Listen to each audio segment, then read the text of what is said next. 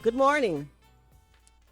This is Candace Moppins, one of the co-founders of the Eastside Parkways Coalition. And we're here again today um, to have a discussion about the EIS process.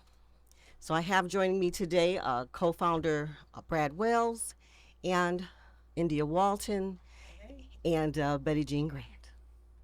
Good morning. So I'm going to have Brad tell us the non-acronym for EIS, what that is.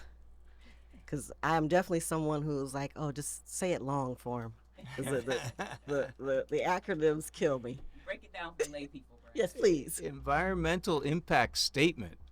But oh boy, it's way more than a statement. It's actually a process that's supposed to deeply involve the community. Wouldn't you say so, India? Yeah, I think so. So, to clarify, what has happened thus far with the Kensington Expressway project is an environmental assessment, or EA, and many of us who were adjacent to that process know that it did not involve lots of community voices. In fact, there are many people who live along Humboldt Parkway that were still woefully unaware of the project even happening. And some groups were actually excluded. We know that purposely excluded. Citizens for Regional Transit and Vision Niagara were both denied to be a stakeholder. So you said EA. Can we expound upon that, please?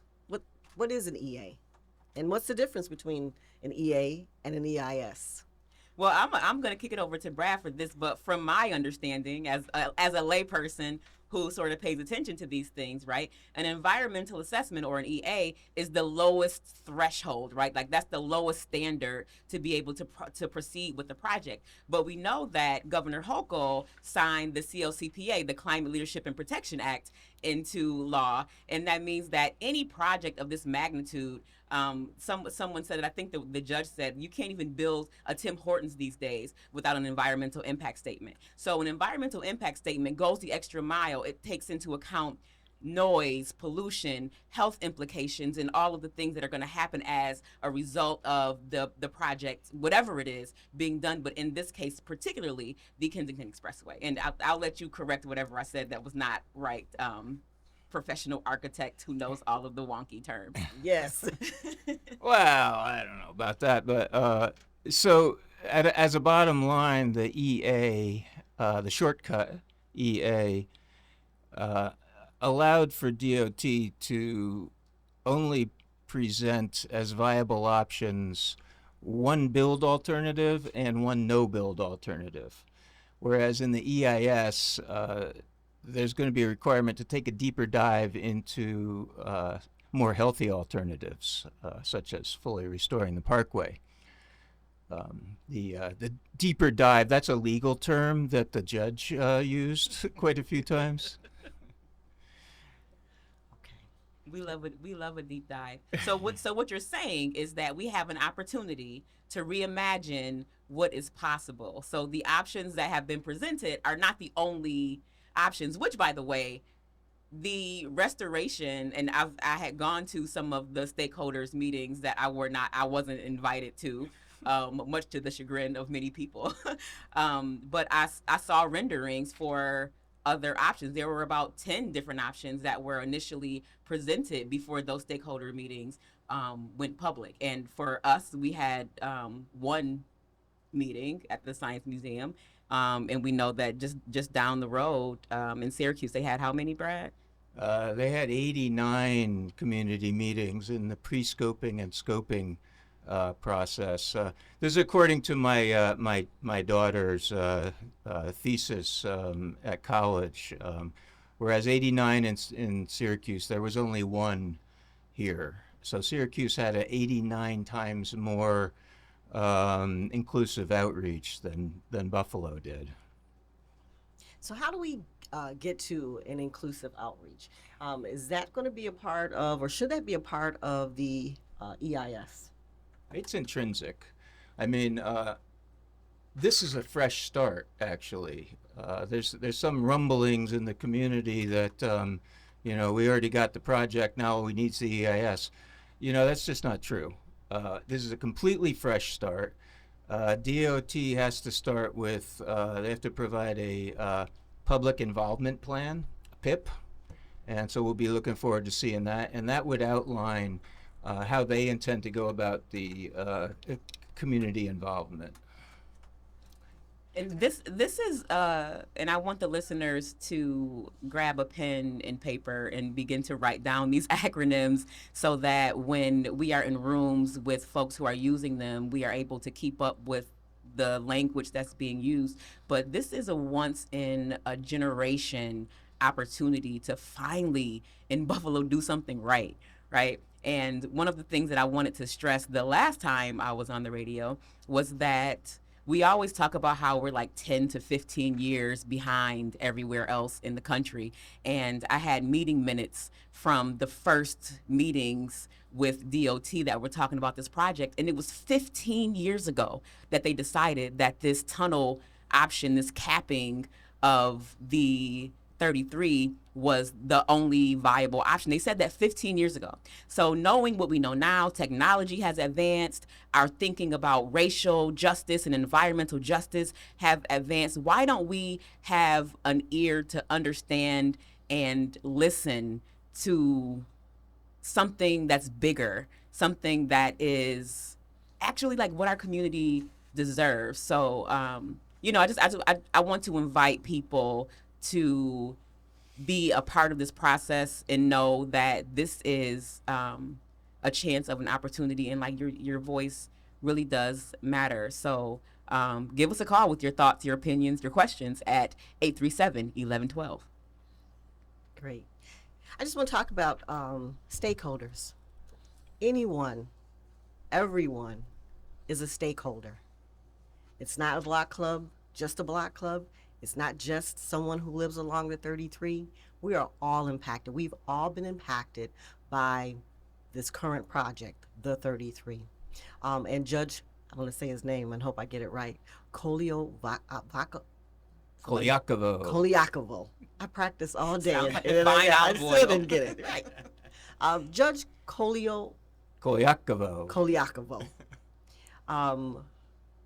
In court said that the project that was on the table was what? I don't know, dead in the water. I don't know where you're going with that, Candace. Well, just what he said and why we are here at this juncture and actually having this radio show to let people know that we have to go all the way back to square one. That's right. So there actually is no tunnel project right now, according to the judge, according to the ruling, according to our lawyers. DOT embarked in an illegal process. If you want to blame someone for where we are right now, blame DOT for doing an improper process. You can't build a Tim Hortons in Amherst these days without an EIS. And in that fresh process, you say the stakeholders group should be more inclusive. Would you mind if I read? And do you want to read? I downloaded this morning. This is off the FHWA website, Federal Highway Administration, in the regulations manual that's adhered to by New York State. Yes. So how to identify stakeholders? Who are the stakeholders? Any person or group who could be affected by a transportation project or who perceive that their interests could be affected is a stakeholder. That's right. That'd be just about everyone in Buffalo. I mean, if you care about the Olmsted system, you should be able to be a stakeholder. Of course, the people who live nearby and are most affected health-wise are sort of more important, more intrinsic stakeholders. but everyone in Buffalo should be involved in this project. Absolutely. I mean, we're talking about, by the time this project gets off the ground, billions of dollars in direct investment in economic development, not to mention ancillary projects that are going to happen as a result of this. And we need to be at the table, right? And I think that it would be an injustice to so many people who've been generationally impacted. We're talking health wise, finance wise, educationally, right? It would be an injustice to those folks to let people who do not have skin in the game to decide for you, right? And it's an annoyance, right? Like nobody wants to go to a meeting at 5 o'clock on a Thursday evening, but think about the implications this has for the next 20, 30, 40, 50 years. Yeah. We simply just cannot sit at home. We can't allow a few folks to speak for us. We have to. We're asking you, we're trying to implore you to please come to these meetings, voice your opinion, learn more about the process, the projects, because, like India said, this is a once in a lifetime opportunity. And we know that we haven't always gotten it right here in Buffalo. But a lot of times it's just simply because people don't come out and say, hey, I don't like that. Is there an alternative? Can we discuss that? Can you show me that? Just asking questions and being okay with saying, I don't understand that. I think that's one of the hardest things is for people, grown folks, to say is that we don't understand something. So I know that acronyms are horrible for me. I want to know what the word is, and asking how projects like this impact communities. I think we've lived and had this highway running down Humboldt all of our lives, and so we've never seen. I know I've never seen anything other than that. My mother lived there, so she knew what parade and the area looked like before me. My children have never seen anything other than that, and so it just would be nice to have something different. Yeah, just when I was organizing in the Fruit Belt, and like you said, the 33 has been cemented in place my entire life. I never knew anything different. But when I was organizing in the Fruit Belt, and we talked about how the expressway cut off Cherry Pine and those streets over from the other side, and I began to look up old photos, and when I saw that image of the trees lobbed down, I cried. I was devastated because how could anyone justify destroying a community in that way? Right. And then knowing the background about the people who lived there, our mid-level and professionals, our dentists and doctors and attorneys in our community who were forced out, and people who were forced to live in subsidized housing in the projects and give up the investments that they've made and the wealth that they had built for their family that was stripped away. And now we have the audacity to say that the best we can get is this tunnel that's going to cement in place this atrocity that's happened in our community, that's all we deserve. And I think that now we're living in a time where we should have the audacity to demand more. This is not only about a transportation project. This is about justice. This is about getting what we deserve. It's about reparations. It's about repairing the harm that's been done over the last 5 centuries to families and individuals in the Black community here in Buffalo. This is potentially the greatest economic development driver in Buffalo in many years, by the way, because if you put those cars back onto the radials, as well as the 190, you're going to infuse the entire east side with new commerce. So it's huge in so many respects, and it's too bad about the tunnel in so many respects. Just to say, you talk about the trees getting cut down, one of the kind of really super sad things about the proposed tunnel is that at some point in the future, between 50 and 100 years from now, you're going to have to cut down all the trees again because the tunnel's a building. It's got a rubber roof or a manufactured roof on it. It's going to need to be replaced. So we got a huge opportunity now to really create what Pastor Steve Lane calls a renaissance for the For the east side. entire city. Well, for the east side in For the east side particular, immediately. and for the whole city of Buffalo with this one project. And I was speaking with someone, and they said, "Well, remember Ninja Turtles, and without that, like, what opportunities are we going to have?" And my response, I don't care. I do not care. Right? Economics is one thing, and that's a beautiful thing. Building jobs, blah blah blah. People have died because of that. In this tunnel with the toxic fumes at either end, there's schools, there's churches, there's places of worship, there, like, all of, like, why aren't we putting the health and safety of our community front and center? Like, everybody want to talk about, well, it's we gonna lose the money, or they gonna take the money away, or why aren't we talking about the people who have cancer, our children who have Asthma. our life expectancy rate in the 99th percentile? The nation. That should be the center of our conversations. All of that other stuff is well and good, right? Like, we want our communities to be prosperous. We want to build wealth in our communities. They owe us that. But the one thing that should not be negotiable is the health of our community. And that's why, like, when the county responded, like, well, it's not really in our purview. Excuse me? Is there not a county department of health? Are you not trying to help people manage these chronic conditions? Are you not tracking cancer clusters that are surrounding the Kensington Expressway? It definitely is in your purview, Mark Polencars, and whoever's the director of, is it still Gail Bernstein? I like her a lot. She's a great lady.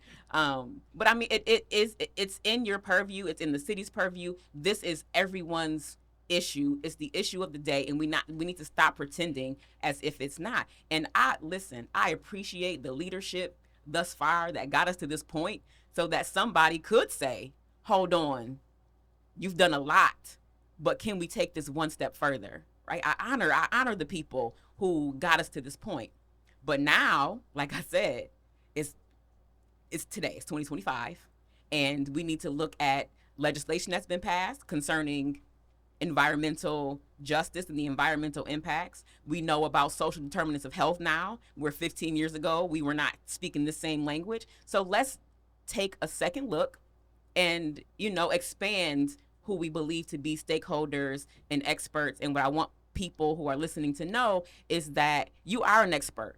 Don't let anyone tell you about your life. Don't let anyone tell you about your neighborhood. You know what you need, where you live, and that is what matters. So what I want you to do is go to our website. There is a form letter there where you can email the DOT, the Department of Transportation. Like I said, we're taking notes. The DOT is the Department of Transportation, and request that you, your organization, or your block club be considered a stakeholder. So even if you're not going to attend every meeting, you're at least aware of when and where they are. So when you do decide to show up and listen, right, to be able to understand, you can't make decisions if you're not informed, that you know when and where to show up, and you have all of the tools to make wise decisions about what's going to happen in our community for the next couple of decades.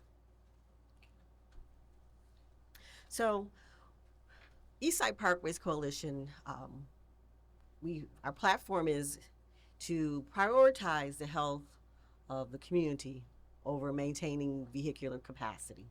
That's something that you'll hear us saying. I'm sure you probably see some of our signs out. We recognize that it should be a priority. And so we host meetings on the first and third Thursdays. And we have a meeting, a program, a workshop coming up on this Thursday, August the 21st, from 6:30 to 7:30. And it is an information on the restoration of the Humboldt Parkway. And it's being sponsored by the Preservation Buffalo Niagara, Citizens for Regional Transit, the Western New York Youth Climate Council, We Are Women Warriors, and us truly, Eastside Parkways Coalition. The Humboldt Parkway was awarded in the 2025, the 2026, the Seven to the State, I'm sorry, Seven to Save projects. And so I'm gonna have Brad talk about what that is, what that designation is, and why that's important. Well, I'm actually looking forward to hearing what the Preservation League has to say. My understanding from PBN, Preservation Buffalo Niagara, very influential and effective local group, who brought in the Preservation League and garnered this distinction for us, Seven to Save. That's the seven most important restoration projects in New York State for the next 2 years. We're one of them right here, according to the Preservation League. And the Preservation League supposedly, has some pretty good ties in Albany. They're based out of Albany. And we're hoping for, from that, even more statewide support on the Olmsted side of it. We should also say, whenever we talk about this project, that the number one issue is to prioritize the health of the community and take care of people who are actually getting sick right now. Kind of the 1-2 punch, though. The second punch is the Olmsted system, which is the first ever citywide park and parkway system in the history of the United States. It's an absolute worldwide landscape treasure. So Preservation League of New York State will be coming, and that's what they'll be focusing on. Okay, thank you for that. It's an amazing opportunity. Yes. We have beautiful architecture in the city of Buffalo. We have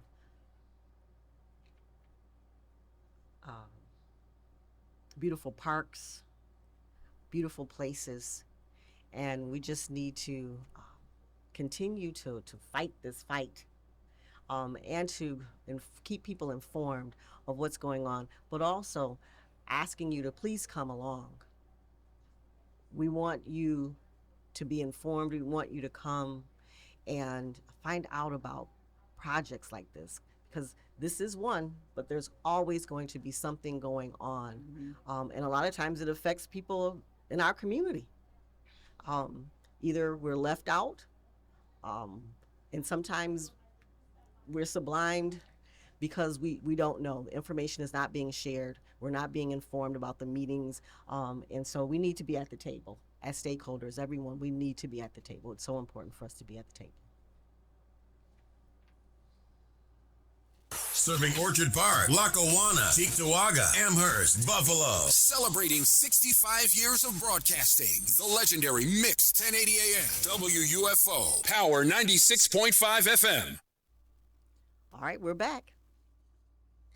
So I want to talk about Can I say this is a very interactive show, and we need comments from the audience, those who are listening, and we can gauge what the community concerns are by them calling in. So if those people want to join this conversation, you can call WUFO at 716-837-1112 to express support for this radio show, which will be every week, or to leave a comment. What do you think should happen on the Humboldt Parkway?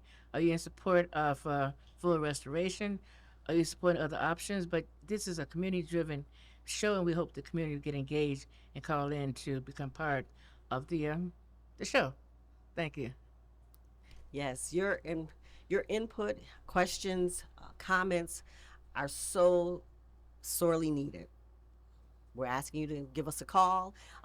Betty Jean is always on Facebook Live, and she lets us know if you have comments or concerns as well. She does a great job at that. And we what's that thing called, Steve? I know you know a gizmo. What's the thing called that stabilizes the a gimbal. We're gonna get Miss Grant a gimbal and a tripod because Yes. Miss Grant is always on the scene. There's not a community meeting that, and if ever there's a time Or I can't event. make it, I know that if I go on Miss Grant's Facebook page, she's gonna be there live, getting the lowdown about what's going on. This is a true example of a community servant. So, just, And I do have appreciate you. tripod and I have the gizmo where you said I need, but because I go so fast, I go to so many meetings, it's good to. I know it's a little bit unstable, but people still watch and they still comment. And one of the comment is that I'm in full support of full restoration. This from Tamika Barney, and she also says health is non-negotiable. Cancer is very real. So they are engaging on Facebook. We need you to call in 837-1112. Thank you. So, I'm going to get into a different subject. Well, kind of the same subject, and that is what pre-scoping and the scoping process is. And so, I am not an expert. I don't pretend to be one, but I do know that India and Brad are very knowledgeable, and I know that India reads everything. And so I'm going to let them share with us what that pre-scoping and the scoping process is and why it's critical. Who wants to go first? Well, it's the public involvement that we're calling for is the reason it's so important is that in the scoping process, you set in projects like this, you set how the project is going to play out. And in the EA, environmental assessment, the shortcut, the second project objective of DOT was to maintain vehicular capacity of the existing transportation corridor. And that's the one that we need to change. We've got some thumbnail traffic studies, and we're doing more professional traffic studies. They're on the way, our own, but we don't really need that 33 anymore. Buffalo's too small to have two expressways coming in from the east, just not required. And at the same time, people are getting sick at alarming rates, dying younger than anywhere else in the country. So we want to in the scoping process, which begins in the pre-scoping, because you got to say what you want in pre-scoping so that you get it into scoping. We would like to revise that to prioritizing the health of the community rather than maintaining the vehicular capacity of an expressway that we don't really need anymore. And let's keep it real. Like, maintaining vehicular capacity is such a privileged stance when we're looking at one of the poorest cities in the nation where a lot of people can't even afford to have a vehicle, right? Like, rather than that, we should be prioritizing health and safety and also like expanding public transit so people can get to and fro, right? Like for example, some of the biggest employers that have come to town in recent years, and by years I'm dating myself because now I'm old, but I mean like in the last decade, right? Geico, I can't believe I'm gonna say this, Amazon, but there's no way to get there, right? So like, why don't we instead focus on and I've not been to any major city where you can't catch public transit from the airport to city center. Like, let's bring ourselves into modern times and get rapid transit from airport to downtown, make sure that people can get to and fro in the city of Buffalo in healthier ways. And I have a car. It could be healthier and faster. Yeah, I have a car and I hate driving it. And yesterday I drove to Irving, if you know, you know. But I left going in one direction and I came back in the other because it's one big circle. Like you said, we don't need 2-3 highways to get around this place. It's very easy. And I think you showed me the Google map where, you know, a drive to Clarence on a 33 or taking the streets is the exact same time. You're not saving yourself any time, any fuel, any effort, right? It's all about perception. And I think that it's just a time for us to change our perception about what is our priority. And our priority shouldn't be shaving off 65 seconds from your commute. It should be thinking about Miss Dolly over on Hamlin that has COPD, that's chronic obstructive pulmonary disease. And about these babies who deserve to breathe fresh air. I've been going on Google Maps, so I was addicted to it for a little while. Every morning during rush hour, and on January 13th at 8:16 a.m. in the morning, from Clarence Center to Niagara Square. On the 33, it was 34 minutes, and on the 190, it was 34 minutes. Exactly the same. As far as the radials, right now, if you do that, if you go on Google Map directions, it's usually about 7 or 8 minutes more coming down Genesee than the 33. But that doesn't count for something that's already in Niagara County. It's an AI timed light system called MyoVision. It's not space age. It's right here, right now. And if we hook that up on the radials and actually took some of the extra money from the $1 billion retaining wall replacement job that's proposed right now. Bruce, what are the radios? Because someone asked, what are the radios? So the radials are the historic roadways set up in 1804 by Joseph Ellicott that prompted Olmsted in the 1870s to call Buffalo Best designed city. best designed city in the world. And they include Genesee, Broadway, Sycamore, William, and Clinton. You could probably throw Kensington Avenue in there as well. And, all roads lead to Niagara Square. But it's a beautiful design, especially considering Niagara Square is down near the water, and so all the roads are leading to the water. And those are perfectly designed to take high volumes of traffic, especially if we have the correct timed light infrastructure. So proponents say that removing the cars off of the 33 and putting them on the radios will do further damage to community residents. And Brad, can you talk about that? Well, okay. I don't mean to be, hogging the airwaves here, but there's a two-part kind of searing rebuttal to that. We hear people say, "Oh, the cars are going to clog the city streets and pollute the city streets." Well, first of all, that means that you'd be saying you're okay with the people getting sick and dying right now on the expressway. And so at its core, that statement or that sentiment is mean-spirited. And you gotta like move on from that and say, geez, we can't have it.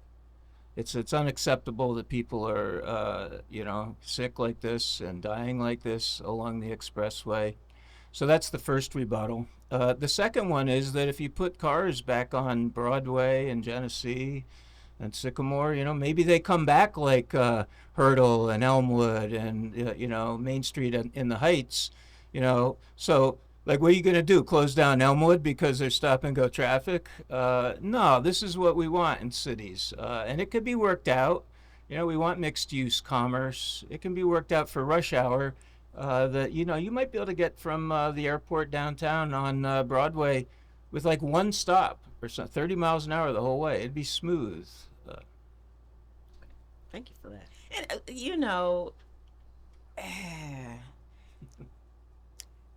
I often say, ask more questions and read more books. People make these sweeping statements, right? Well, if you put traffic back on the radials, it's gonna make the East Side worse. How? Give me an example. right? Why do, and if we're going to use Elmwood as an example, people who live in that zip code 14222 have a longer life expectancy than people who live in 14208. Explain that to me. You know, one thing that I notice is that when I cross over Main Street, the tree cover is lush and green and there's carbon capture, right? So like, let's stop pretending that returning traffic to where it originally existed is going to have some sort of miraculous detrimental impact on the health of people in those neighborhoods. You know what's making people sick in those neighborhoods? Poverty, lack of access to fresh food, lack of access to a quality job, lack of access to health care. Like, this project is just like the flour in a very complicated cake of issues that we need to address when it comes to why Buffalo is the way it is. But it's a place to start. And the great thing about an EIS and an environmental impact statement, and the reason why people should be excited to be involved, is that this project is going to take into account, the environmental impact statement needs to take into account all of these things: air quality, noise, housing, the health of the community, like all of these other ingredients in this cake of a mess that we call our community, have to be considered in an environmental impact statement where they weren't previously in the environmental assessment. You got something to add, Brad? I got lots more to add. I'm holding back. Betty, you want to add something? Yes, I want to add one of the, in going through the community, one of the things they say that they don't want the full restoration is because of the medical campus, that people will have a hard time getting down to Buffalo General where there's no expressway. But just think about this: how many ambulances have you seen on the expressway using that to get downtown to the medical corridor? They go on side streets. If their patient lives on a side street, they take the closest side street to get to downtown. They don't try going on the 33 to get downtown. Same thing in the community. They say, well, we don't want cars in our neighborhood. Nobody's going to go down Butler or Hamlin Road to get to downtown if they don't have to. They'll go through those side streets. We got a call coming in? We got a caller. Okay. Hi, caller. Good morning. Good morning. You know, this may be the final straw. We've all lived in Buffalo and have had to live with all of the mistakes that have been made over the years by our elected officials, who most of them couldn't get a real job.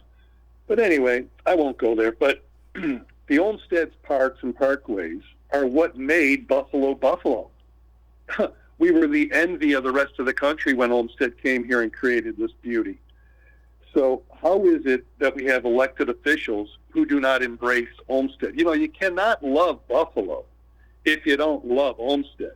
And why do people love Buffalo? It's not the economy. It's not the weather. It's the built environment. It's what was created here, even if you don't realize. And I don't blame your average Buffalonian for not realizing, oh, that's why I love Buffalo, because of the Olmsted's Parks and Parkway system. No, we all just take it for granted. But I do blame the local schmokels, including Hochul, who are elected officials who do not embrace Olmsted. They, in fact, should go represent a non-Olmsted city. You know how many other cities wish that Olmsted had designed their town? So when you hear the local schmokels, including Hochul, say that they want to reinvest and reinvigorate the East Side, don't believe them, because the fastest way to fix the East Side is to fully restore Humboldt Parkway. Now, I don't blame, again, your local Buffalo resident for not making that connection, but elected officials who don't? I mean, do you really think that there's not one elected or appointed official in Buffalo who supports fully restoring Olmsted's Parkway system? None of them have spoken up. Is that because they don't support it? Or is that because they're cowards who are too afraid to go against the majority leader who wants her legacy to be bringing $1 billion to Buffalo, no matter how that billion is spent? She just wants to say, oh, I brought $1 billion. Now I can retire, and that's my legacy. Or the governor who will be up for re-election next year. She's from Buffalo, well, Lackawanna, then thank you, Hamburg, now caller. Buffalo. Thank you so Okay. much. Thank you for calling in. God bless. God bless God you bless. as well. Shots fired. Yeah.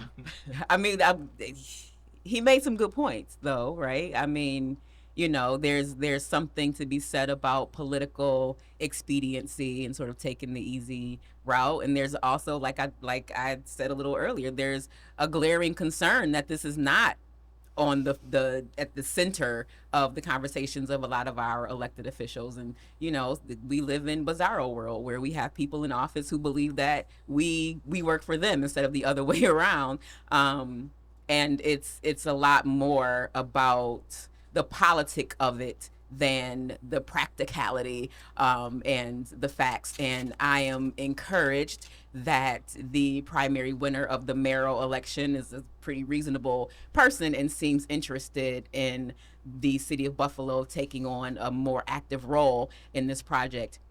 I actually met the primary winner of the Democratic mayoral primary in Syracuse. Mayor Owens, a Black woman, very dynamic.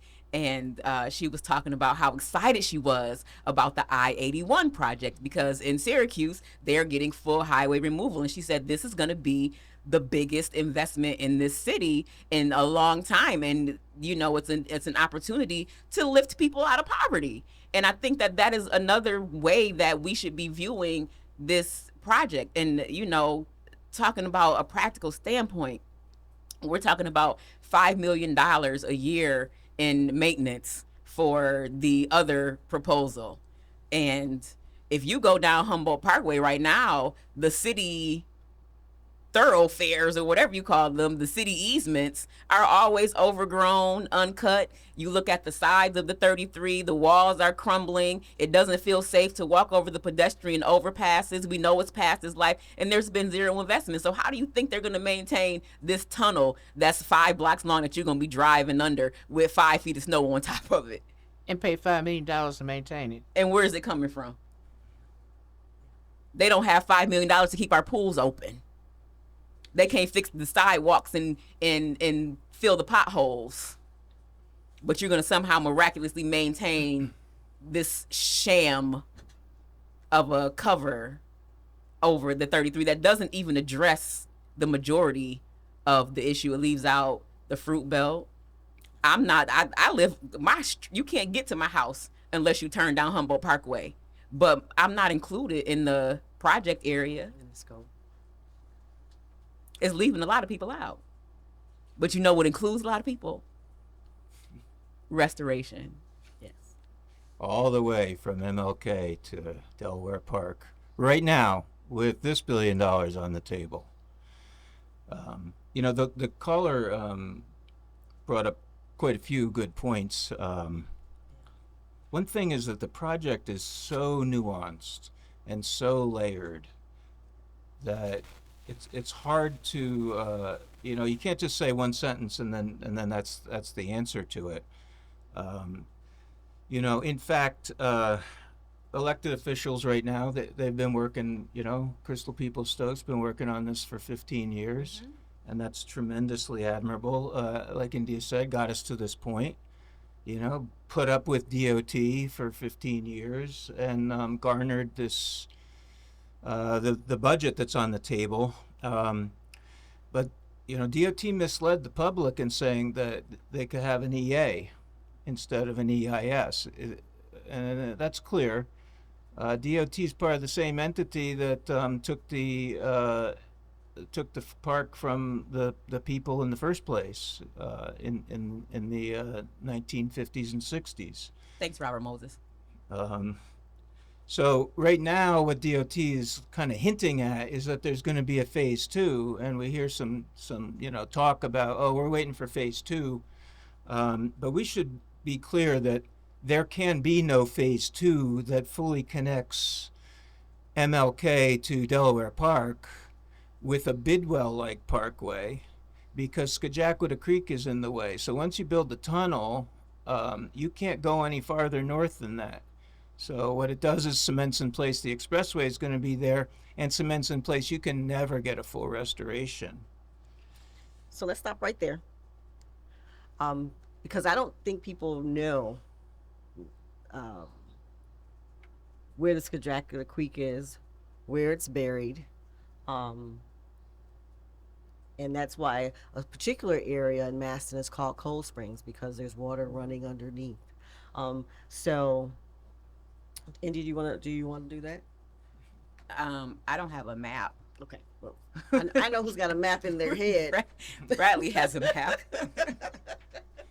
Right at the pedestrian overpass, just south of St. Francis de Sales, there's a structure, a reinforced concrete structure, 25 feet wide and 14 feet tall, carrying Scajaquada Creek. It's called Scajaquada Drain now because in 1915 it was buried because it was basically an open sewer system.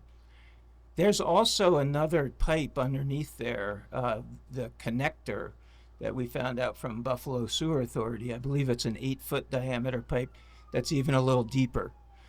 We would like to do a little more research on that, but there's no way you're going underneath all that. And if there was a phase two, besides, in terms of professional development of a project, you would draw both phases right now, and we'd have a look at them right now. And you know this because you're a registered architect. architect for 40 years. Yeah. Right. Yeah. So this is not Brad's opinion. It's his professional assessment of how these projects work. I would say 99.9% sure that the outcome of quote unquote phase two would just be bike paths between the northern end of the tunnel at Sydney Street and Delaware Park.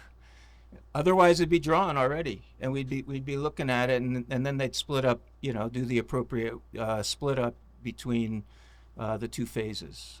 You know what I find disingenuous is we had meetings in 2023 at the Buffalo Science Museum, and we had community engagement. We had the DOT, Department of Transportation, asking people to write their choice of what they want to see done with the 33 and Humboldt Parkway. And there was 10 options in the paper. I find that even though there was 10 options on that paper, and some people might have chose option different from what DOT had put forth as their final option, there was no consideration. They had people going through a process of choosing full restoration, knowing, I think it was option 10, I believe, knowing full well that was not something they were going to do or they were in favor of. So I find that part of it very disingenuous. The meeting minutes from the advisory council meeting. This was from August 13th, 2009 at 100 Seneca Street. And Craig S. Mosrow, the Region 5 Assistant Design Engineer, says, and I quote, "Have decided the expressway will remain an expressway, 3 lanes inbound, 3 lanes outbound. They decided this in 2009. It's 2025. Like I said, with all that we know concerning racial justice, environmental justice, with the passage of CLCPA, that's the Climate Leadership and Community Protection Act, we can do better, right? And like I said, the work that has been done, the foundation that has been laid, remarkable work. But don't tell me that you want young people to be involved and invigorated and get involved in our community and then pat us on the head and tell us to go sit down when we raise concerns and sound the alarms about the condition of things that currently exist. Don't tell me that because I wasn't there in 2009 that I don't have a right to speak up now. Another question that was my thing. I'm sorry. They said they thought it was settled by the judge's decision that the issue regarding the expressway and Humboldt Parkway has been settled. So could we just clarify what was settled and where we are right now? It's a brand new start. The judge said, hey, we're starting over. And so we have an opportunity right now, one of the greatest opportunities in the history of the East Side, for health justice, social justice, environmental justice, economic justice. It's a huge to spur opportunity. economic development in neighborhoods Huge and opportunity. communities. Fresh new start. And those projects come with retreeing the east side. We know that if we have, we all know we're all experiencing climate change. I'm like, it's been 90 since when? I want to say since the end of May. After it rained for 60 days straight.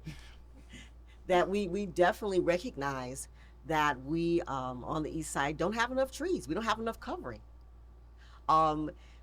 We need it. I don't think that there's ever been a time that during October storm my tree suffered some damage. They removed my tree 2 years ago.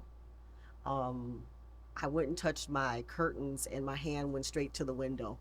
I had never experienced, never thought about how warm my house is or was or would be without having that tree there. I've lived in the same place for 27 years and have always had this tree there. We're talking about greening. There's all these new stipulations and laws coming in about water quality, air quality. And so the project of restoring the parkway is all in line with all of these new laws, these new concerns for people's health. I want to say too that the rainforest is the reason why we have oxygen on this earth. You get rid of the rainforest, we probably die of carbon dioxide. So trees are very important in turning carbon dioxide to oxygen. But if you're traveling on East Ferry and you go down to Main Street and you look westward to West Ferry, all you see are trees. If you look back, all you see are concrete and a very neglected community. And there's coming. I gotta go every day down East Ferry to West Ferry. When I hit West Ferry and see all the trees, my demeanor changed. I feel calm. So trees not only provide a health effect, they also provide a mental effect of calming you down if you're agitated or you're anxious. And so that's one of the reasons why we do need to have, regarding the expressway, we need to have, in addition to the expressway gone, we need to have the mindset that the east side somehow don't need trees. We need to start that regrowth, and hopefully that maybe in 50 years we'll have the east side looking like most of the west side of Buffalo. No, I was just gonna say we deserve that, right? Like I keep going back to this. Like we deserve a Bidwell, we deserve a Lincoln Parkway, we deserve that in our community. Our children deserve it. We are more than worth it, and we don't always have to settle. I'm sick of that. What's nice about our group too, and I encourage people to get on our website and come to our meetings. We have quite a few young people in our group.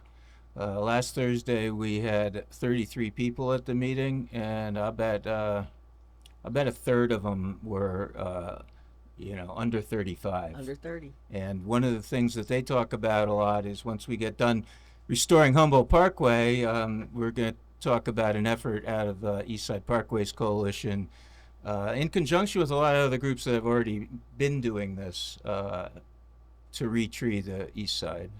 Brad, how many groups are supporting Eastside Parkway in our initiative? Well, we have 65 listed on our website. And our website is www.eastsideparkwayscoalition.com. And you can follow us on social media, Twitter, Facebook. I don't think we're on Twitter, Instagram and Facebook. Instagram and Facebook. And the meetings are when? The meetings are on the first and third Thursdays. On the first Thursday, we meet at St. Philip's Episcopal Church on 15 Fernhill. 15 Fernhill at 5:30. And the third Thursday is at Delavan Grider Community Center at 5:30. But this week we got something special. Yes, we do. So we have the Preservation Buffalo Niagara. They are coming for us to have a community discussion on the health over highways and information on the restoration of the Humboldt Parkway. So that's this Thursday, August the 21st, from 6:30 to 7:30. We're inviting everyone to come out. It's going to be, we have dynamic speakers, and it is just one of the activities that we'll continue to do for probably the next year or so, is to have people come in, experts coming in and talking about um, changing the face, the focus, and prioritizing community residents' health. We are looking at or exploring going out and speaking at block clubs and churches, providing information and answering questions that you may have about restoring the parkway. So if you haven't received an email or you haven't received a telephone call, just know that we will be emailing and we will be calling you. And one of the great things about this meeting on the 21st is there's going to be food. We don't invite you into our space without feeding you. So come get some snacks. The format for the 21st is a mix of kind of some of the factual slides you heard us talking about, as well as personal stories, personal accounts of family history from people who live along the expressway. So that's our format. If you'd like us to come to the block club or church and present a little bit of facts and what's really happened to people over time. All right. There we go. There we go. 12:29. Listen, next week y'all better call in and give us some engagements. We're not about to be sitting here talking to each other for a whole hour. We'll see you next Saturday. Thank you. From the inauguration of the first Black